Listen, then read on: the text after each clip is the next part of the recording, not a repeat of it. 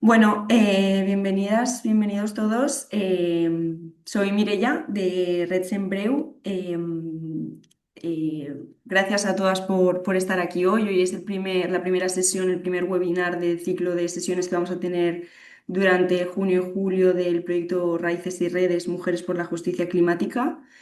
Sí que nos gustaría, antes de arrancar, presentaros un poco quiénes somos, quién es Red Sembreu, quién es la entidad que está detrás de este proyecto.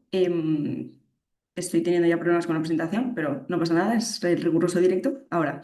Em, vale, bueno, Red Sembreu somos un grupo de personas y de entidades que, bueno, buscamos desarrollar proyectos que fomenten una ciudadanía global responsable. Desarrollamos proyectos un poco juntando todos nuestros expertise. Somos un grupo diverso con cada uno su experiencia, sus conocimientos y pues lo bonito es que nos sentamos, nos juntamos y vemos qué podemos hacer con todas esas experiencias y todos esos conocimientos para desarrollar proyectos como este que buscan pues promover la participación ciudadana, la transición ecosocial y sobre todo pues por lo que pone en la presentación, ¿no? También crear esos espacios de reflexión y colaboración para pues, construir sinergias y construir un mundo pues, un poco más bonito, ¿no? Suena un poco cursi, pero nos gusta creer que así lo hacemos.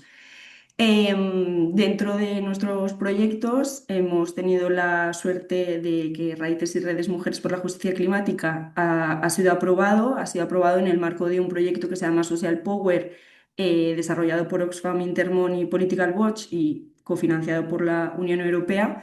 Y a través de este proyecto lo que buscamos es, pues bueno, es un proyecto de participación e incidencia colectiva a través del cual buscamos conectar justicia climática, igualdad de género y acción territorial.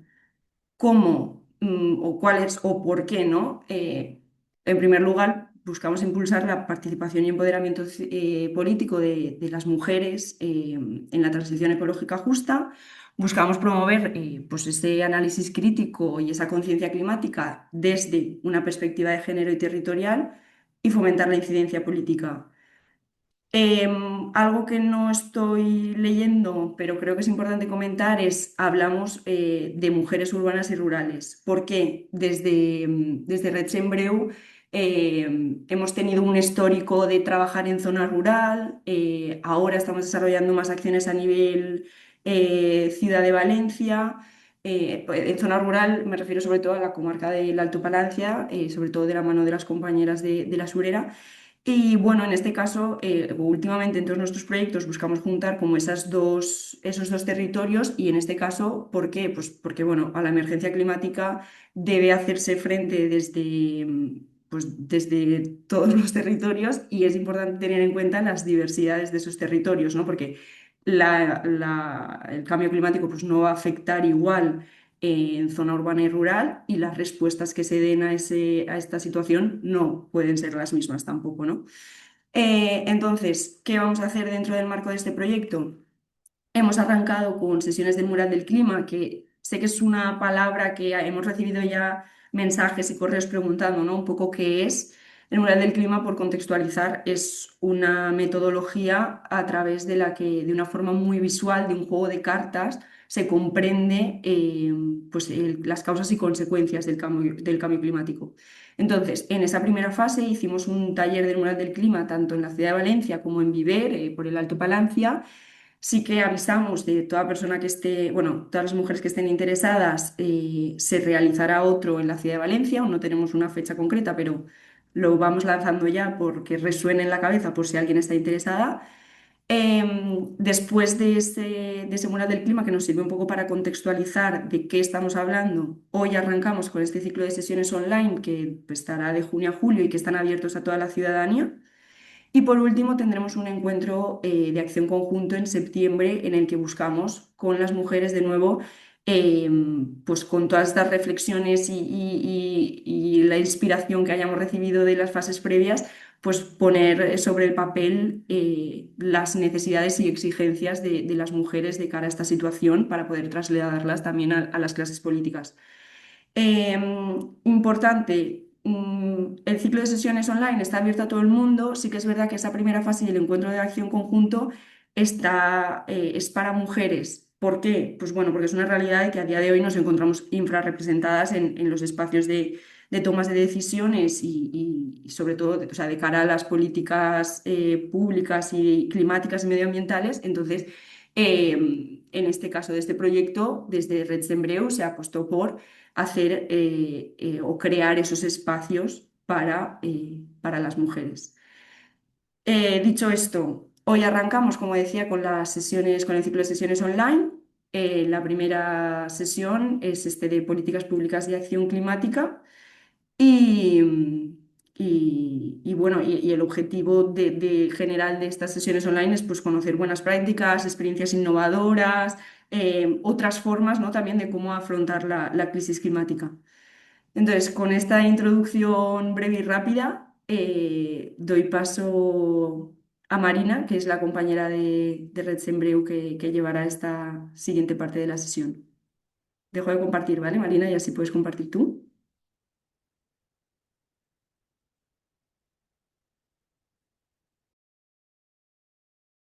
Vale,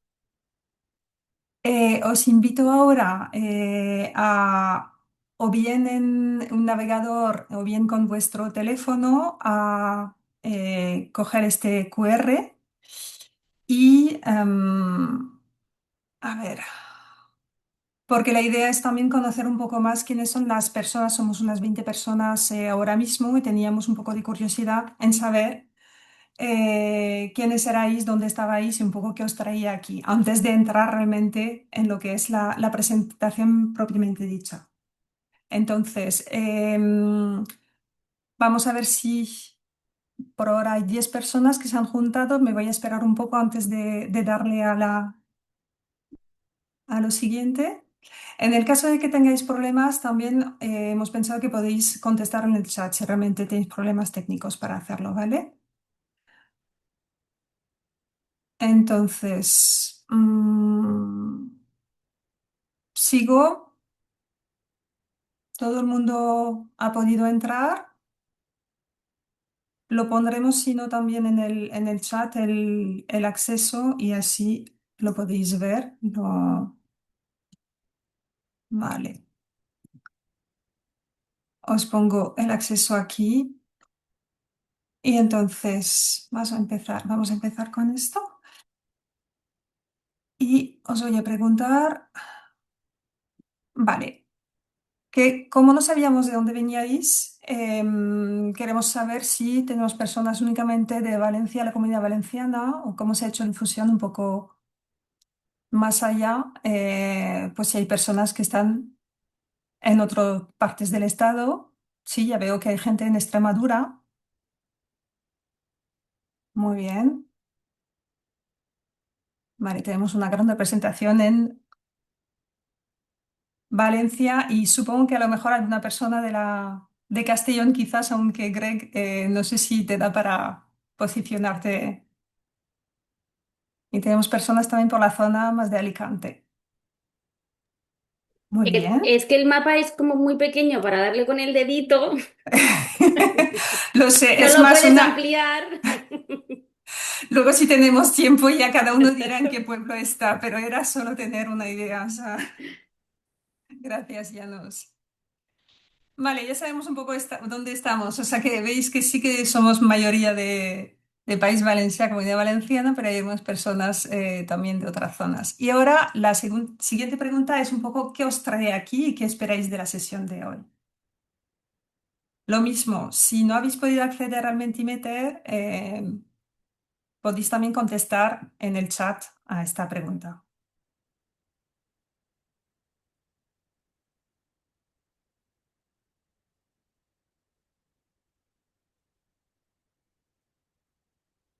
Acciones climáticas, curiosidad, informarme, aprendizaje, transición justa, ujú,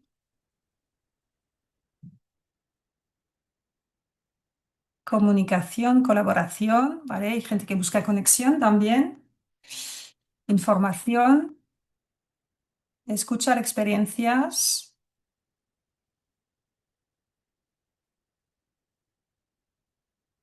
He visto también empresas y clima. Vale. Conocer mejor las políticas, mayor conciencia, intercambiar.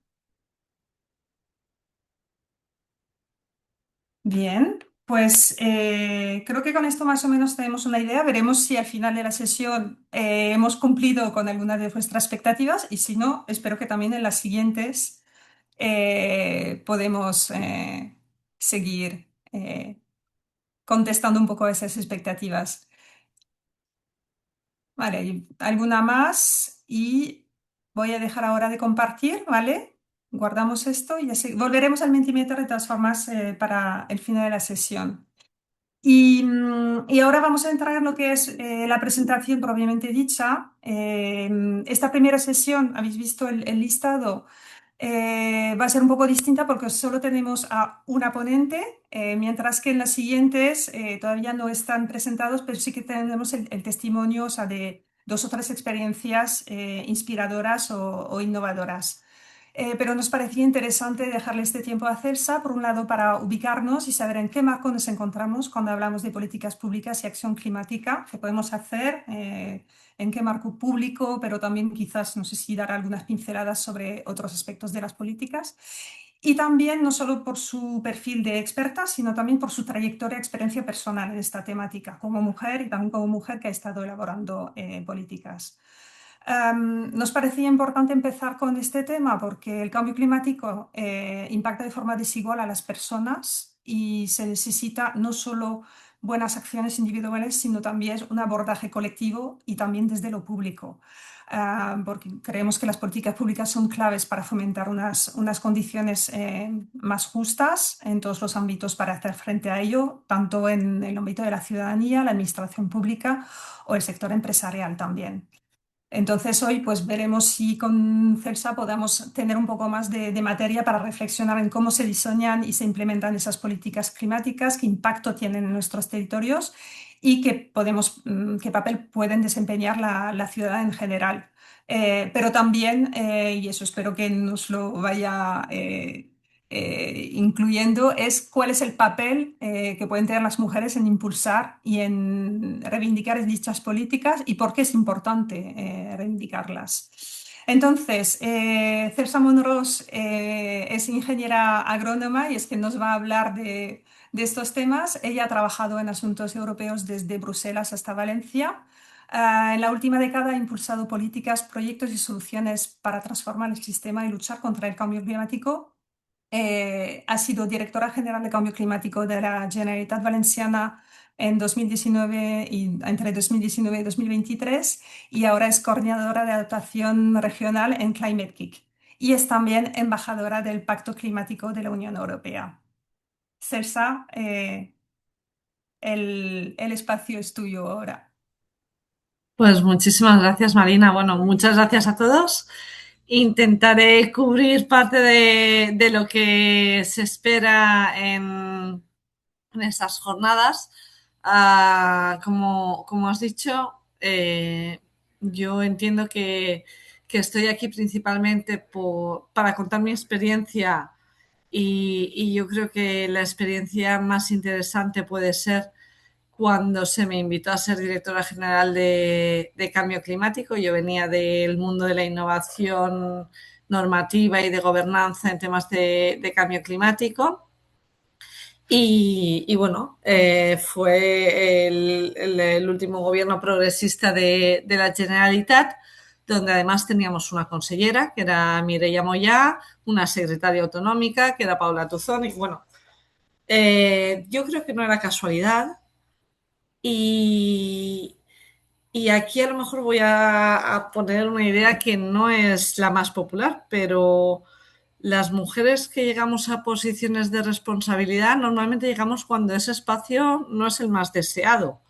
O sea, no es un lugar de prestigio donde está el foco, donde la gente espera que de ahí salga una carrera brillante, sino que es un sitio donde normalmente tienes que gestionar un problema. O sea, es es algo incómodo, que no está claro que vayas a salir reforzado y que, bueno, en ese momento, pues como se le da un espacio a las mujeres, pues nos dicen, bueno, pues aquí tienes un área para gestionar. Y además el cambio climático hasta hace relativamente poco era también bastante secundario, como todo el tema medioambiental. O sea, ha habido muchísimas mujeres gestionando el tema medioambiental, pero entendiendo el tema medioambiental como algo para cumplir una normativa, para cierta conservación. No se esperaba que se transformara nada, sino que, bueno, gestionar. Y entonces, pues ahí estábamos. No era nada central y bien. Pero justamente por esto, seguramente las figuras más influyentes en temas de acción climática han sido mujeres.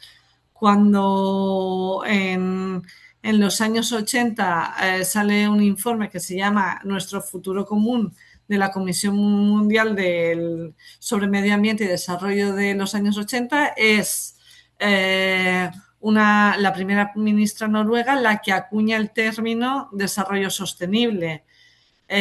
Cuando llega el Acuerdo de París de 2015, que es en el que la mayor parte de los países de la ONU se ponen de acuerdo en que no debemos pasar los 2 grados de aumento de temperatura respecto del área preindustrial.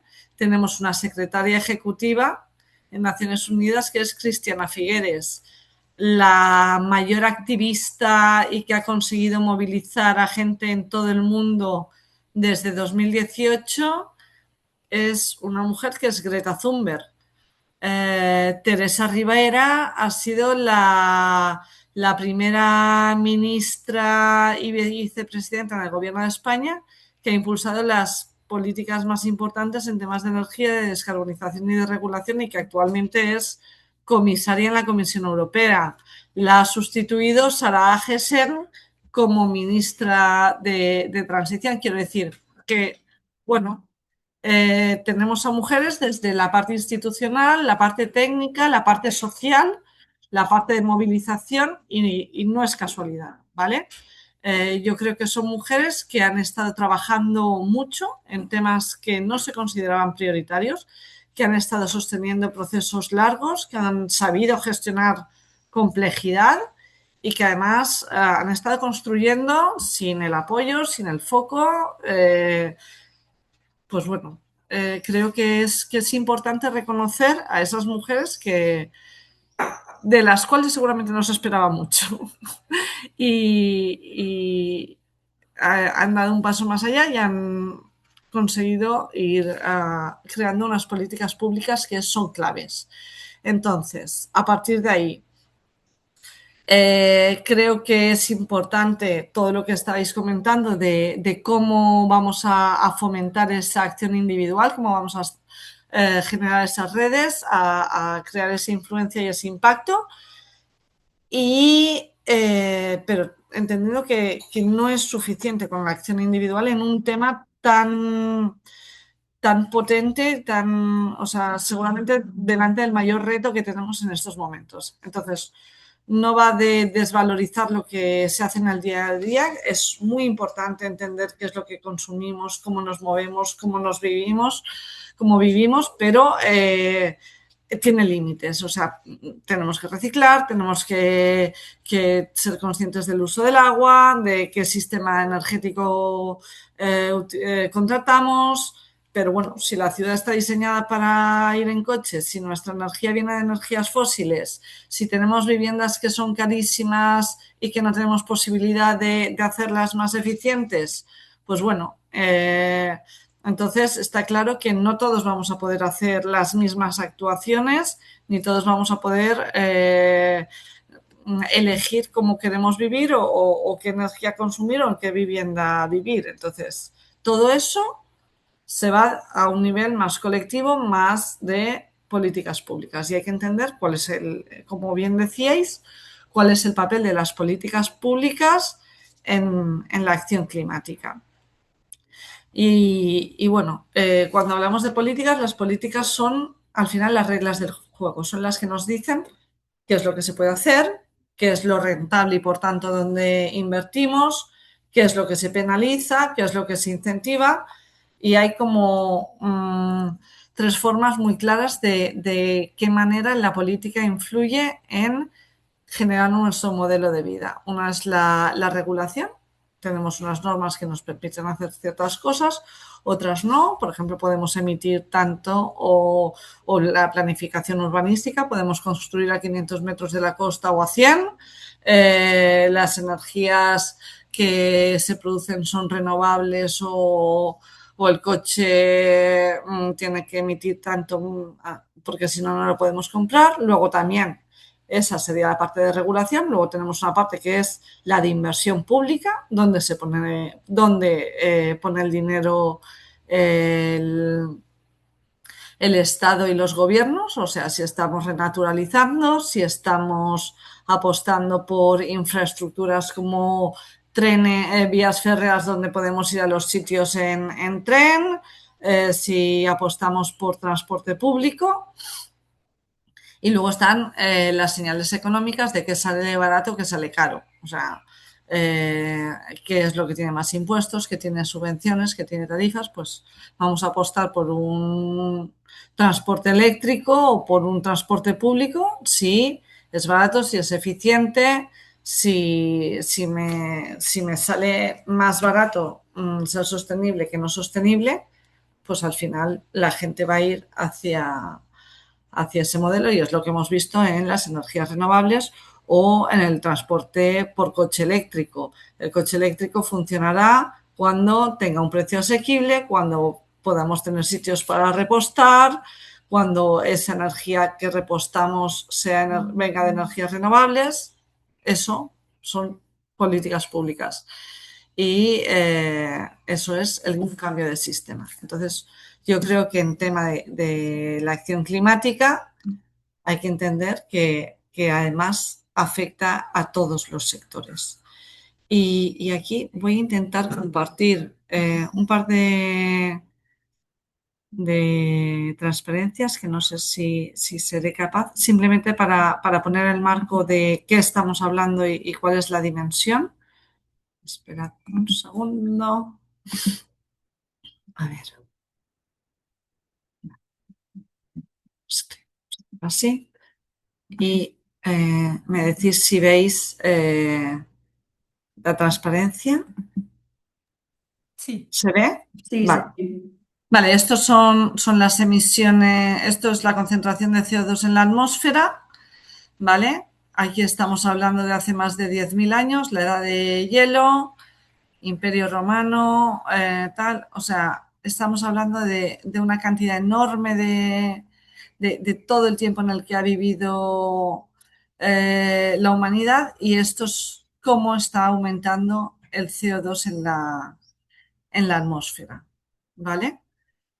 Eso significa que tenemos un aumento sostenido, que en los años 80 estábamos en unos 340, 350 partes por millón y que en el 2020, o sea, en el 2010 ya pasamos los 400 partes por millón, que era más de en cualquier escenario en el que el ser humano haya vivido, ¿vale? Estamos realmente en un terreno desconocido. Cuando hablamos de políticas climáticas tenemos que tener súper presente los informes del IPCC. Creo que aquí es muy importante poner en valor la ciencia. O sea, tenemos centenares de científicos en todo el mundo analizando continuamente de dónde vienen o sea, cuáles son las causas de este aumento de temperatura, cuáles son los impactos que tiene y cuáles son los escenarios futuros a los que nos vemos, en los cuales nos vamos a ver. En estos momentos sabemos que estamos en una época con unos años muchísimo más cálidos de lo que ha sido, de lo que haya vivido cualquier persona desde antes de mitad del siglo pasado y los escenarios futuros, cualquier persona que viva actualmente sabemos que va a sufrir esos impactos climáticos. Dependiendo de las emisiones que sigamos haciendo a la atmósfera, el escenario al que nos vamos a ver enfrentados va a ser más o menos compatible con una vida con unas condiciones mínimas de habitabilidad. Eso es así. Y además de eso tenemos una serie de informes del IPCC que nos van diciendo pues que que actualmente ya existen cambios sin precedentes que están afectando a todas las formas de vida de los ecosistemas, aumento de fenómenos extremos meteorológicos y climáticos que en muchos casos ya son irreversibles. Pero, y además que estamos en una de las zonas más sensibles, que es la zona mediterránea. Esto era la Comunidad Valenciana y a mí siempre me llamaba la atención el pensar que yo tengo hijos y que mis hijos no van a ver años azules. Años que yo sí que he visto más frescos, ellos esos años no los van a vivir. Entonces, sabemos que dependiendo de cuán drástico consigamos reducir las emisiones, pues vamos a conseguir vivir por debajo de los 2 grados centígrados o no vamos a llegar. Esta transparencia la usaba yo cuando estaba en la Dirección General de Cambio Climático y explicábamos que el IPCC nos decía que tendríamos que establecer políticas para que consiguiéramos que el pico de emisiones de gases de efecto invernadero no llegaran a su pico antes de 2025. Actualmente sabemos que eso no lo hemos conseguido. Por otra parte, no todo son malas noticias. Digamos que existen soluciones para esa reducción. Tenemos tecnología, tenemos metodologías, tenemos soluciones para la adaptación. O sea, hay mucho desarrollado, hay mucha gente trabajando en políticas, en tecnología, en formas de vida que son para abordar los temas de cambio climático, y lo que tenemos que hacer es ponernos de acuerdo y efectivamente acelerar esa acción climática, ¿vale? Y aquí pues algunas de las recomendaciones que hacen los expertos del IPCC, entre los cuales están cambios en el tipo de energía que consumimos, cambios en temas de agricultura, de gestión forestal, de cómo construimos nuestros edificios, etcétera. Entonces voy a dejar ya porque sí que me parecía interesante que vierais esas transparencias, pero pues un poco, ahora, disculpad que creo que oís el campanario, no, no lo sé seguro, ¿no? Vale, perfecto. Vale, pues entonces, ¿cómo funcionan las políticas? Tenemos un grupo de científicos que son los científicos del IPCC que nos dicen cuáles son las causas, cuáles son los impactos, cuáles son los escenarios futuros y nos dan una serie de recomendaciones. A partir de ahí, los países se reúnen en las cumbres de la COP, que son cumbres donde se unen todos los equipos de gobierno de los miembros de la ONU y donde se deciden cuáles van a ser los compromisos climáticos. Pues queremos que una reducción drástica de energías fósiles, queremos cuidar de la biodiversidad, queremos hacer políticas para la captura de carbono, necesitamos trabajar en temas de adaptación y en temas de transición justa. Bueno, todo eso va bajando. La Unión Europea ha decidido que quiere liderar esas políticas climáticas en el mundo, con lo cual desde la Unión Europea se ha apostado por una aceleración y un compromiso de esas políticas y en particular han sido sobre todo a través del Pacto Verde Europeo. En el Pacto Verde Europeo se habla de descarbonización, se habla de adaptación, se habla de captura de carbono, se habla de transición justa, se habla de movilidad, de un cambio en la industria, de economía circular, y lo que se hace es establecer unos objetivos como a través de lo que ellos llaman directrices. O sea, las directrices te dicen a dónde tienes que llegar, pero no te dicen cómo, porque está claro que cada Estado miembro es diferente, tiene unas realidades diferentes y entonces es a nivel nacional y estatal donde se hacen las leyes y los planes que traducen los objetivos europeos a objetivos nacionales y a marcos regulatorios nacionales. En España, con Teresa Rivera, se hizo la ley de cambio climático y transición ecológica, que lo que hacía era establecer objetivos en temas de movilidad, en temas de vivienda, en temas de planificación territorial. Establecía 2 planes, un plan de adaptación y un plan de mitigación con medidas específicas por sectores, y dándoles a las autonomías en sus competencias una serie de mandatos para que las autonomías, de nuevo, aterrizaran más en lo que eran sus territorios y en sus realidades esas leyes. Nosotros, por ejemplo, aprobamos la Ley de Cambio Climático y Transición Ecológica de la Comunidad Valenciana. Estuvimos trabajando en la estrategia, en el plan integrado de cambio climático, que no se llegó a aprobar. Abordamos cómo la ley obligaba a los municipios a hacer sus propios planes de cambio climático y energías sostenibles, los PACES. Dábamos guías para que los municipios pudieran hacer esos planes, dábamos subvenciones para que pudieran hacerlo, y luego, además, de mi dirección general dependía el Centro de Educación Ambiental de la Comunidad Valenciana, donde intentábamos además desarrollar toda una serie de recursos formativos y de sensibilización en temas de cambio climático. O sea, se intentaba abordar también desde la educación, etcétera. Entonces, digamos que Europa marca el rumbo, los estados lo traducen, las regiones adaptan y los municipios tienen que hacerlo real. Cada uno en la medida de sus competencias y de sus recursos. Y ahí los recursos de los municipios hacen que haya un reto mayor, porque se les está exigiendo unos cambios brutales en los cuales no está tan claro. Yo sí que me gustaría aquí un poco volver a lo que fue mi experiencia, y es que, claro, cuando yo llegué a la Generalitat, la emergencia climática era el primer punto del Acuerdo del Botánico en la segunda legislatura. O sea, era una cosa muy importante, pero que no estaba en presidencia, no estaba en economía, no estaba en competitividad, o sea, estaba en medio ambiente. Cuando yo llegué, mi departamento eran 3 personas durante un año. Y me dijeron que el primer objetivo era hacer una ley, pero también se me explicó que una ley tardaba más de una legislatura porque era un proceso muy complejo y seguramente no me iba a dar tiempo, pero que era importante que empezáramos.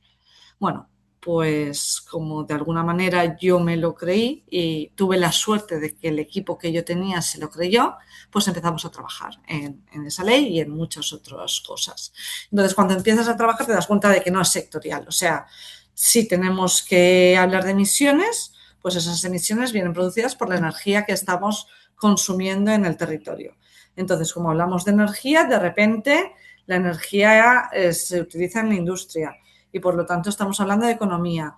Y si hablas de economía, te tienes que ir a la fiscalidad para cambiar los impulsos económicos. Pero, además, la movilidad era uno de los factores más importantes. Y la vivienda también era importante en temas de climatización y en temas de incluso construcción. Entonces, claro, estábamos hablando de todo. Y en cada sitio tenían sus competencias. Entonces yo intentaba hablar de energía y en la Consellería de Energía me decían, no, perdona, estos son competencias nuestras, tú aquí no puedes entrar. Y yo quería cambiar la fiscalidad y me explicaban que eso no era mi competencia, y en el transporte igual. Entonces, claro, yo tenía una dirección general que tenía que abordar el cambio climático, pero no podía hablar de nada. Y entonces es cuando llegas a la conclusión de que el cambio climático no es un ámbito más de la política pública. O sea, es que es el marco en el que se tiene que redefinir toda la política. Pero yo no tenía recursos para ello, tampoco se esperaba, o sea, no había expectativas. Entonces, claro, se empezaron a generar una serie de resistencias porque sobre el papel todo el mundo quería trabajar por el cambio climático, pero teníamos un tipo de agricultura intensiva en crisis, teníamos un sector cerámico responsable del 40% de las emisiones en el sistema de comercio de derechos de emisión, que tiene una transformación muy complicada. Teníamos un transporte principalmente por carretera, donde no tenemos unos sistemas de cambiar a una movilidad de ferrocarril. Entonces, pues bueno, todo eso hacía que yo me estuviera metiendo en el terreno de otros. Aún así, en un periodo de legislatura con una pandemia de por medio, con la guerra de Ucrania, no nos pasó tanto como le está pasando a Pedro Sánchez, pero bueno, tuvimos nuestros retos. Conseguimos sacar dos leyes, una que fue la ley de cambio climático y una que fue la ley para la creación de la Agencia de Cambio Climático, con lo cual, bueno, yo creo que se demostró que efectivamente la política climática no es técnica, tiene su parte técnica, pero sobre todo es profundamente política. Y aquí quiero hacer volver un momento al papel que estábamos hablando de las mujeres. O sea, hemos nombrado a muchas mujeres, estamos las mujeres, estamos en la Consellería de Medio Ambiente. El medio ambiente nunca ha sido un espacio demasiado valorado. Y efectivamente hemos tenido muchas conselleras de medio ambiente, o sea, las mujeres no ocupaban un punto central, pero de repente empieza a ser, o sea, estamos hablando de que el cambio climático no es medio ambiente, no son plantitas, sino que es competitividad, que es energía y entonces existe cierta parte de la población que quiere volver a ocupar ese puesto que nos había cedido. ¿Vale? Pero bueno, nosotras hemos sido las que hemos hecho que las cosas cambien. Entonces, ¿qué hacemos ahora? Nosotros hemos estado cuando no importaba, ahora importa, no podemos salir, o sea, no podemos volver a los márgenes. Más que nada porque no estamos hablando solamente de liderazgo y de tema institucional, es que lo que hacemos es defender el territorio. O sea, tenemos a mujeres que están haciendo leyes, que están haciendo comunidades energéticas, que están sosteniendo economías locales, que, bueno, que estamos entendiendo que hablar de cambio climático en cada uno de los distintos aspectos es poner la vida en el centro, es no querer ir a los escenarios más catastrofistas. Y además, cuando abordamos la crisis climática, no es una crisis ambiental, es una crisis de desigualdad, de cuidados, de modelo. Entonces, nosotras no hemos sido las que hemos generado el problema, nosotras hemos heredado un modelo económico capitalista diseñado principalmente por hombres, que hemos intentado gestionar, que hemos intentado mejorar y que en el momento que estamos asumiendo esa responsabilidad, pues, y estamos tomando decisiones difíciles y estamos impulsando cambios que son estructurales, pues hay una reacción. Y hay una reacción machista, hay una reacción negacionista, hay una reacción de decir que Greta Thunberg está loca, que el cambio climático bien, pero que ahora necesitamos centrarnos en la seguridad y en la competitividad. Pues bueno, estamos en un momento muy delicado y cada espacio cuenta, cada decisión importa y estamos hablando de cómo vivimos, de qué modelo tenemos, cómo podemos adaptarnos y asegurarnos que no nos dejamos a una parte de la población por el camino. Entonces, yo creo que entender que estamos hablando de economía, de sociedad, de derechos, de futuro, de vida, pues es algo que nos ha costado mucho llegar, que nos van a invitar a dejarles ese espacio y que yo creo que tenemos que resistir, aunque sea incómodo y aunque no toque. Porque Entonces no sé si lo he hecho muy largo, muy corto o si ahora hay un momento de- Lo has hecho perfecto, porque teníamos el máximo de 30 y has hecho 26, así que empezamos con la parte del debate. Bueno, debate, conversación. Greg, que ahora mismo, si se te ocurre algo bien y si no, tenemos una pregunta en el chat. Hola, buenas tardes. Muchas gracias, Elsa, por... ¿Se me escucha bien? Sí, Vale, genial. Muchas gracias, Elsa, por la presentación, ¿no? Que abarcó, ¿no? Muchas problemáticas que queremos, ¿no? Profundizar y desarrollar en el marco del proyecto. Y claro, abrimos como un espacio de unos 10 minutos por si hay algunas preguntas, necesidad de aclaraciones, comentarios por parte de las personas participantes. No sé si, te leo la pregunta del chat.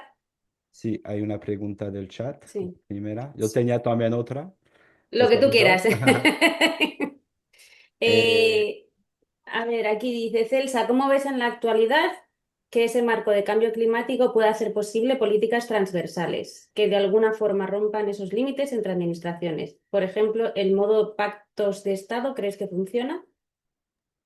A ver, yo soy firme defensora de establecer espacios de, de negociación y de consenso multigobernanza, donde efectivamente pues la ONU, es que justamente ayer estaba discutiendo con una amiga eh, la utilidad o no de temas como la Agenda 2030 o de las COPs, porque siempre hay intereses, hay eh, mm, greenwashing, hay cinismos. Yo creo que tenemos que luchar por esos espacios de multilateralidad, porque lo contrario es la ley del más fuerte, que estamos viendo hacia dónde va. Entonces, ¿es complicado? Sí. ¿Por qué? Porque muchos de los actores que tenemos ahora mismo en el poder están justamente intentando destrozar todas las estructuras y todos los mimbres que hemos ido tejiendo durante muchos años.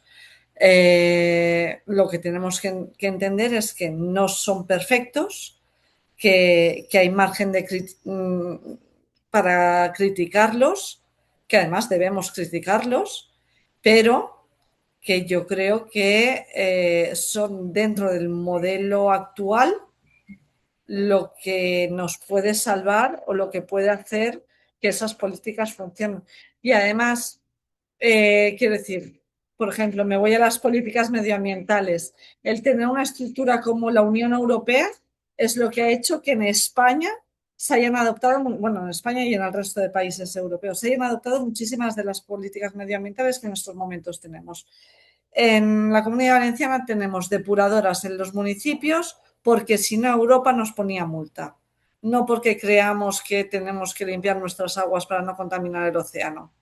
¿Vale? Entonces, tener un malo superior, que puede, me da igual que sea la ONU, la Unión Europea, tal, y el pacto de Estado al final es un poco eso, es decir, bueno, que alguien de más arriba me obligue a mí a cumplir, porque si me tengo que poner de acuerdo aquí con mis iguales o contar hacia abajo que yo soy el que quiere establecer esto, entonces yo creo que organismos como la ONU, como la Unión Europea, con todos sus defectos, o sea, no voy aquí a decir que todos son bondades, creo que son los que han hecho posibles los grandes avances en políticas medioambientales y políticas de cambio climático que efectivamente son transversales. O sea, y eso es lo que muchas veces incluso a gobiernos progresistas les cuesta, porque no dejamos de tener gobiernos que trabajan en silos, en departamentos. O sea, el departamento de infraestructuras no entiende que tiene que aplicar políticas climáticas o que todas sus decisiones tienen que pasar por el filtro y la perspectiva climática. Y lo mismo con cualquiera de las de vivienda, de costas. Bueno, costas sí empiezan a verlo porque porque es más que evidente. Cuanto más evidente es, más se dan por aludidos, pero está costando mucho. A mí me costó mucho. Gracias por la respuesta. No sé si hay otras preguntas. Es el momento, ¿no? Micros abiertos. Hay otra. Ya no sé si la quieres leer o la puedo leer también. La puedes Eh, leer tú si quieres, sin problema, vale. sí. Una pregunta de Begoña Peguero. ¿Cuáles han sido, Celsa, los principales avances en temas de adaptación? Por ejemplo, has mencionado la NAP, ¿no? Y los pases. ¿Y dónde ves principales oportunidades y barreras, ¿no? Para seguir con este proceso?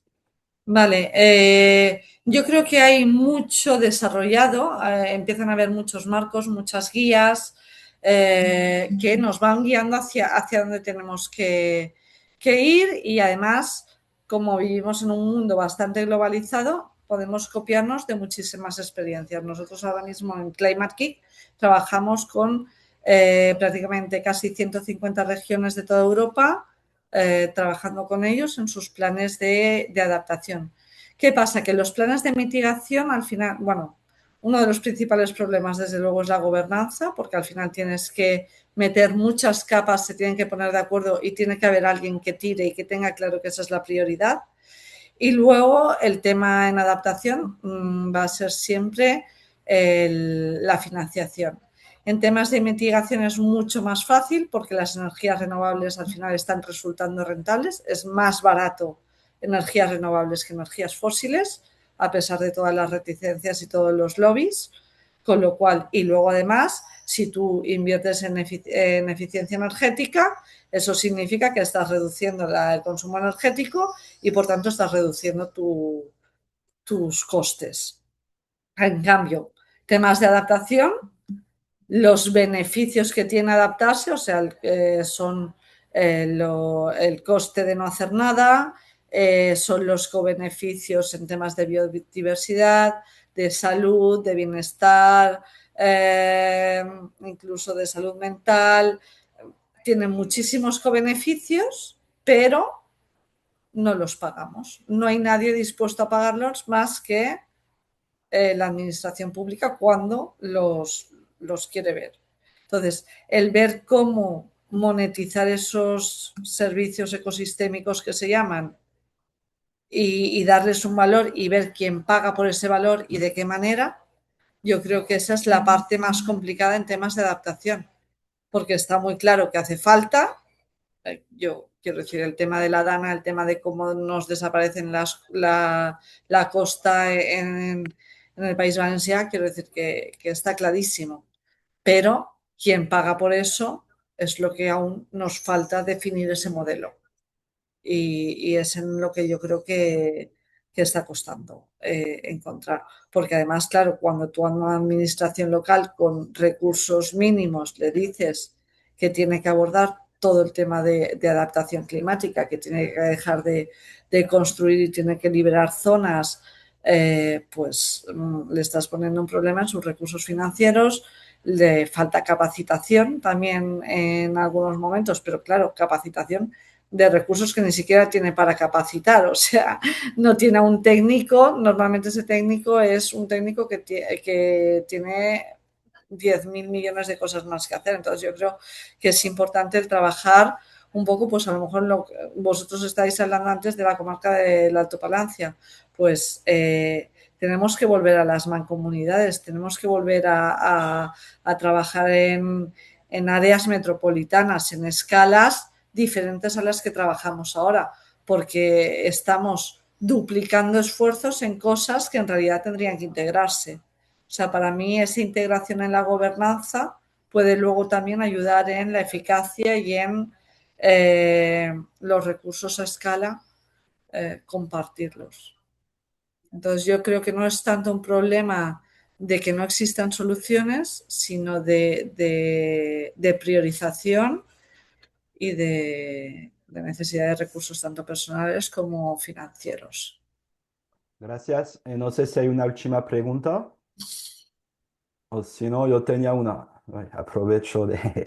eh, vale, ¿no? Es un comentario, ¿no? De Gloria, que habla de los problemas de los municipios que no quieren compartir, ¿no? Que, pues, que es complicado el tema. Que cada uno tiene Yo, su polideportivo. sí, Sí, el frontón y todo. Nada, yo,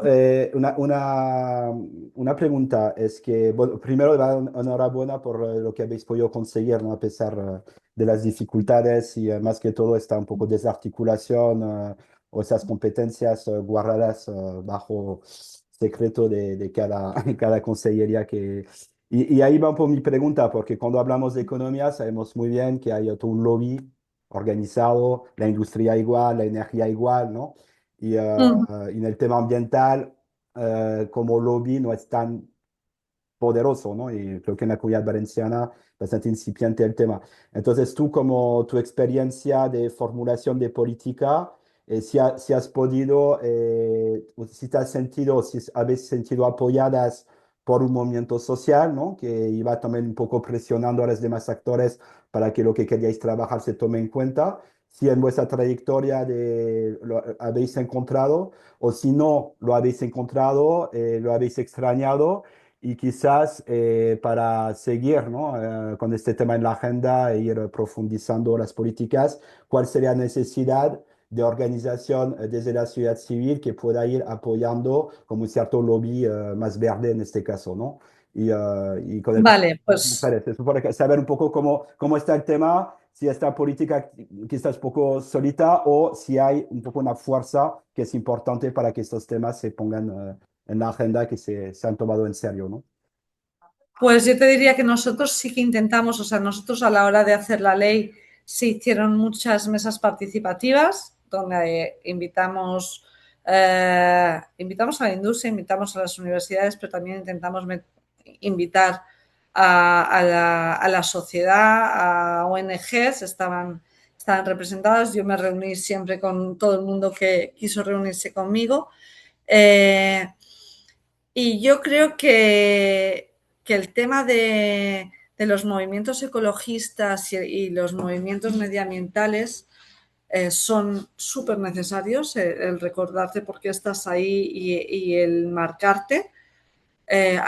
Para mí fue duro, tengo que decir, porque al final nosotros lo que podíamos hacer eran políticas posibilistas dentro de los marcos que te permite pues estar en una coalición progresista, lo que piensas que va a poder pasar dentro de las negociaciones, lo que va a ser aceptado por la industria, lo que... Entonces, yo recuerdo que yo tuve críticas muy duras por parte de los movimientos medioambientales y los movimientos más ecologistas, porque no hacíamos lo suficiente. No hacíamos lo suficiente para lo que gran parte de los movimientos pensaban. Yo acabé muy orgullosa con la ley que salió y con los instrumentos que creamos, pero sé que claro, que siempre decepcionas porque no hicimos leyes, desde luego, decrecentistas, no hicimos leyes que fueran contra un sistema contra el que no podíamos ir más allá de tal, pero bueno, conseguimos sacar una ley en menos de 4 años, que se han cargado ya la mitad. Pero bueno, yo creo que yo en ese momento me dolió porque te cuesta mucho todo, pero luego con el paso del tiempo sí que reconozco que tú tenías sentido, o sea, que necesitas que te marquen y que te recuerden por qué estás ahí y quién te ha puesto ahí, quién te apoya y cuáles son los máximos, que a lo mejor tú no vas a llegar ahí y tienes que aceptarlo. Y a lo mejor incluso yo no coincidía con los máximos, ¿eh? También te tengo que decir, porque yo mi manera de pensar es mucho más posibilista dentro del modelo. Y sé que eso no coincide con todos los movimientos ecologistas que tenemos en nuestro ecosistema. Pero bueno, yo sí que aprecié, o sea, los aprecié mientras estaban, me dolió las críticas, pero las entiendo y las creo necesarias. No sé si te he contestado. Sí, muchas gracias. ¿No? También la importancia de la organización, ¿no? Bueno, nada, me están diciendo que el tiempo se va acabando, estamos en la fase de cierre, un poco también tengo un feedback sobre lo que habéis vivido durante este encuentro, entonces paso otra vez la palabra a Marina.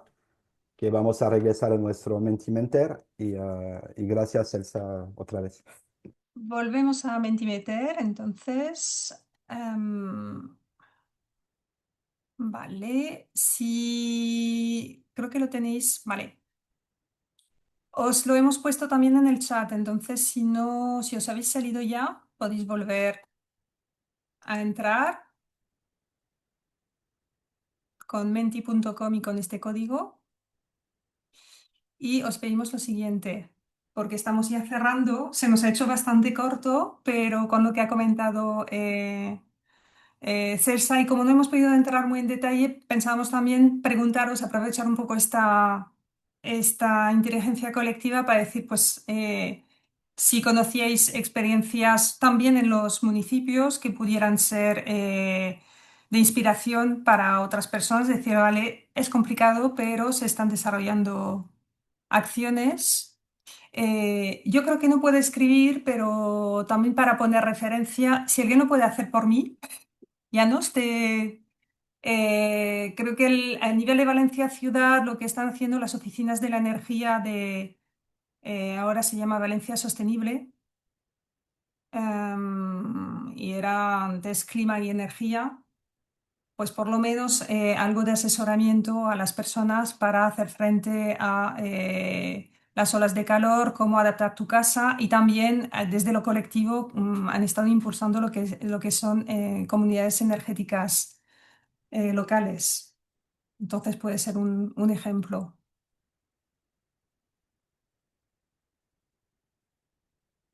Cabaña Lorta. Sé Perdón, que lo es el... estaba intentando poner, pero lo he puesto en otra pregunta, pero yo llego a ello. Vale.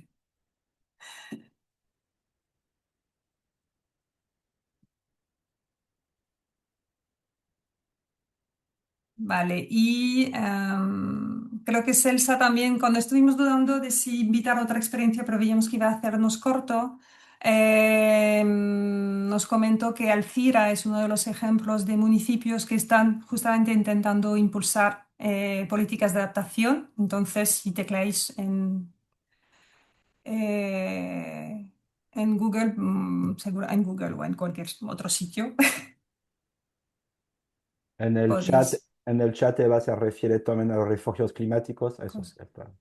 Sí, creo que Esto, hay distintos ejemplos, tanto en Barcelona hay una red de refugios climáticos que pueden inspirar. Muy bien. Si no hay más sugerencias, ¿alguno más? Ya para ir cerrando del todo, queremos saber un poco cómo os vais. Entonces, seguimos con la última pregunta antes de cerrar del todo. Eh, no, esta la voy a pasar, ¿vale? Y dejar esta más bien. ¿Qué es que te llevas de esta sesión? ¿Un aprendizaje, una idea, una sensación? ¿Cómo os vais después de haber escuchado, después de haber, por lo menos, preguntado? Quizás podéis poner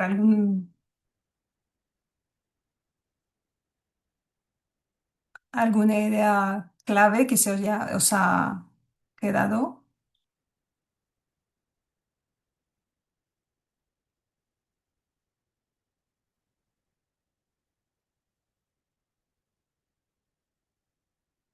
Vale, tenemos allí un poco de sentimientos encontrados, desde motivación para saber más, motivada, pero también conscientes de que lo complicado que es.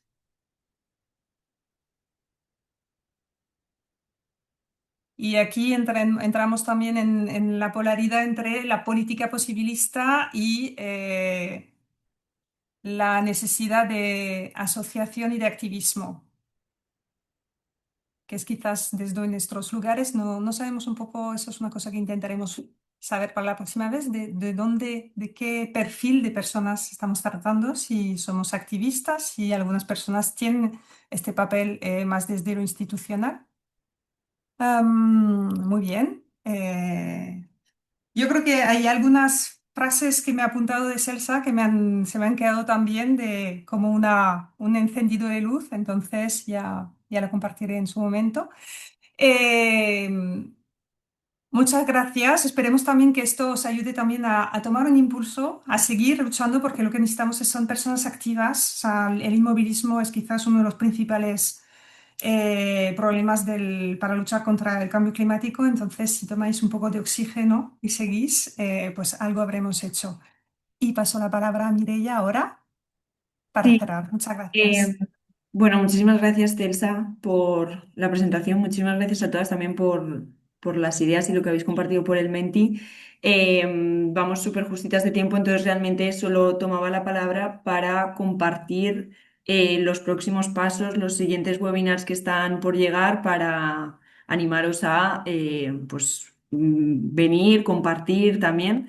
Voy a compartir la pantalla simplemente para que lo veamos.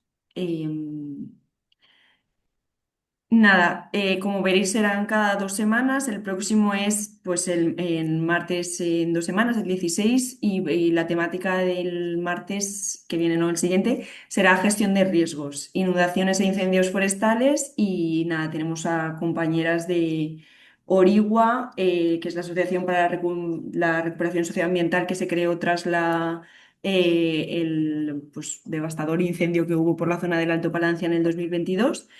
Y tenemos a compañeras del Comité Local de Emergencia y Reconstrucción de Paiporta, ¿vale? De Trasladana. Os dejo aquí todas como veis, martes 16, 6:30, 7:30. Nada, os animo a seguir viniendo y seguir compartiendo este espacio con nosotras.